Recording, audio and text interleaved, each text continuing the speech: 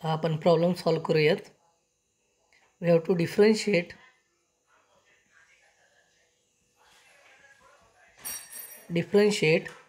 the following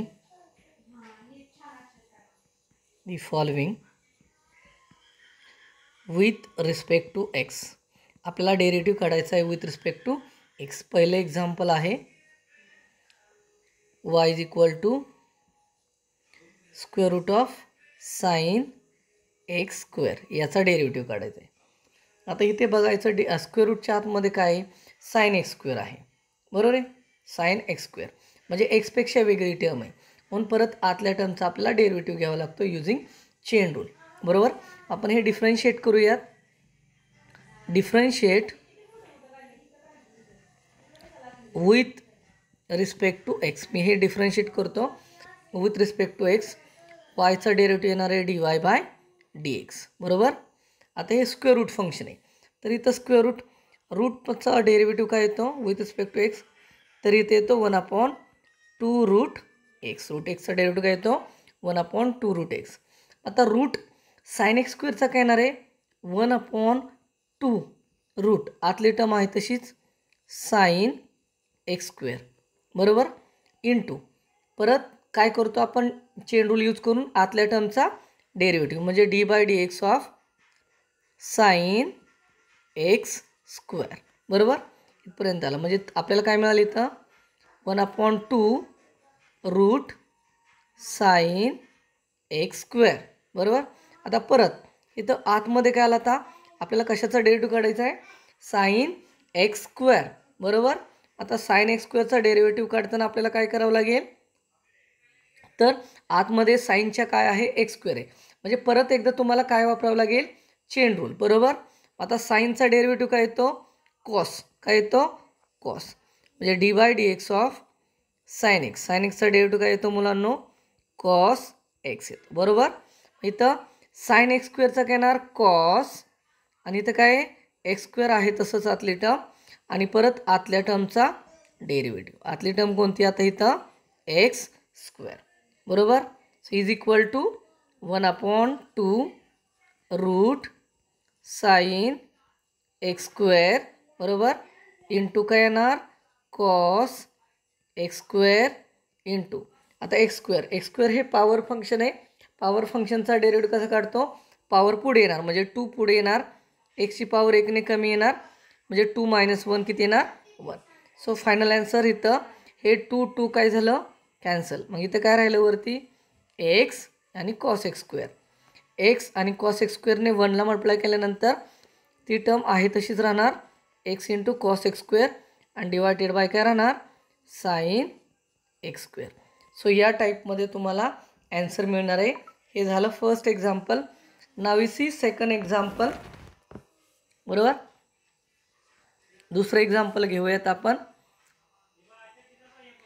y is equal to cot square x cube, बरोबर आहे. आता पहिल्यांदा बाहेर फंक्शन कोणतं आहे कॉट स्क्वेअर आहे, म्हणजे कॉटचा स्क्वेअर आहे. आता हे डिफरन्शिएट करूयात आपण. त्या अगोदर डिफरन्शिएट करण्यासाठी कॉट स्क्वेअर हे कसं फंक्शन आहे, तर कॉट एक्स क्यूब ब्रॅकेटचा स्क्वेअर या टाईपमध्ये, बरोबर. कारण कॉट स्क्वेअर म्हणजे कॉट एक्स क्यूब ब्रॅकेटचा स्क्वेअर आहे, म्हणजे कोणत्या टाईपमध्ये फंक्शन झालं पॉवर फंक्शन झालं. ह्या आतमध्ये टर्म कोणती झाली कॉट एक्स क्यूब आणि त्याची पॉवर किती झाली 2. हे पॉवर फंक्शन आहे. पॉवर फंक्शनचा डेरिव्हेटिव्ह काढायचा असेल तर पॉवर पुढे येते, आतल्या टर्मची पॉवर 1ने कमी होते, बरोबर. आता हे डिफरन्शिएट करूयात आपण.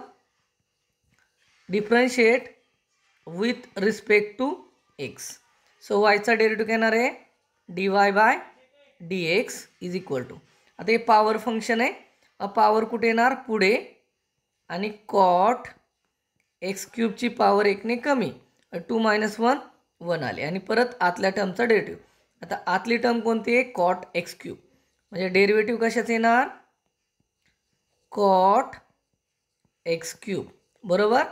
आता इथं आलं 2 कॉट ब्रॅकेटमध्ये एक्सचा क्यूब इंटू आता कॉट एक्स क्यूबचा डेरिव्हेटिव्ह काढताना आतमध्ये बघायचं काय एक्स क्यूब आहे, म्हणजे परत आपल्याला कोणता रूल वापरावा लागेल, चेन रूल वापरावा लागेल, बरोबर आहे. कॉटचा डेरिव्हेटिव्ह काय येतो, कॉटचा येतो मायनस कोसेक स्क्वेअर, आतली टर्म एक्स क्यूब आहे तशी, बरोबर. आणि परत आता आतली टर्म वेगळी म्हणून आतल्या टर्मचा डेरिव्हेटिव्ह म्हणजे एक्स क्यूबचा डेरिव्हेटिव्ह, बरोबर. हे मायनस साईन पुढं घेऊयात, -2 कॉट एक्स क्यूब, इथं काय आलं कोसेक स्क्वेअर एक्स क्यूब. आणि आता एक्स क्यूब हे कसलं फंक्शन आहे, पॉवर फंक्शन आहे. पॉवर फंक्शन असेल तर कसा डेरिव्हेटिव्ह काढतो, हां पॉवर 3 पुढे येणार, एक्सची पॉवर 1ने कमी म्हणजे 2, बरोबर. आता या टाईपमध्ये केलं तर फायनल आन्सर इथं 3 आहे आणि इथं -2 आहे. 3 × -2 किती येतं, -6. आणि एक्स स्क्वेअर पुढं घेऊयात, cot x cube cosec square x cube. हे झालं तुमचं फायनल आन्सर dy/dx, बरोबर आहे. पुढचं एक्झाम्पल पाहूयात आपण, तिसरं एक्झाम्पल, बरोबर. तिसरं एक्झाम्पल आहे y = log cos in bracket x⁵. याचा डेरिव्हेटिव्ह काढायचा आहे, बरोबर. आता डेरिव्हेटिव्ह घेऊयात. सो काय म्हणता येईल, differentiate with respect to x. So वायचा डेरिव्हेटिव्ह घेणार आहे dy/dx = आता आपल्याला माहिती आहे लॉग एक्सचा डेरिव्हेटिव्ह काय येतो रे मुलांनो, लॉगचा डेरिव्हेटिव्ह काय येतो 1/x. लॉग एक्सचा डेरिव्हेटिव्ह काय येतो 1/x. Hello. So dy/dx = लॉगचा derivative काय येणार आहे 1/, आतली टर्म काय आहे कॉस x⁵, है की नाही. इथं जसं लॉग एक्सचा डेरिव्हेटिव्ह काय असतो 1/x, तसं लॉगचा काय येतो 1/cos x⁵, बरोबर. आणि परत आतली टर्म काय आहे cos x⁵. So derivative of what, cos x⁵, बरोबर आहे. So = 1/cos x⁵ multiplied by, आता cos x⁵ मध्ये x⁵ आतली टर्म आहे आणि ती वेगळी एक्सपेक्षा. मग कॉसचा डेरिव्हेटिव्ह काय येतो मुलांनो, कॉसचा डेरिव्हेटिव्ह येतो मायनस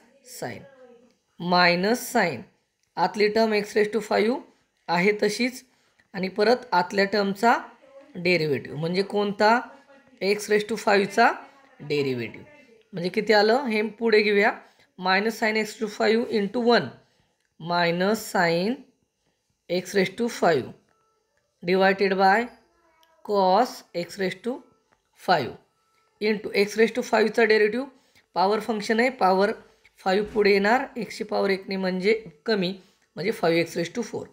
सो ह्याने हे पुढं लिहिलं तरी चालेल मायनस साईनच्या किंवा मायनस साईन नंतर -5x⁴ sin x⁵ divided by cos x⁵.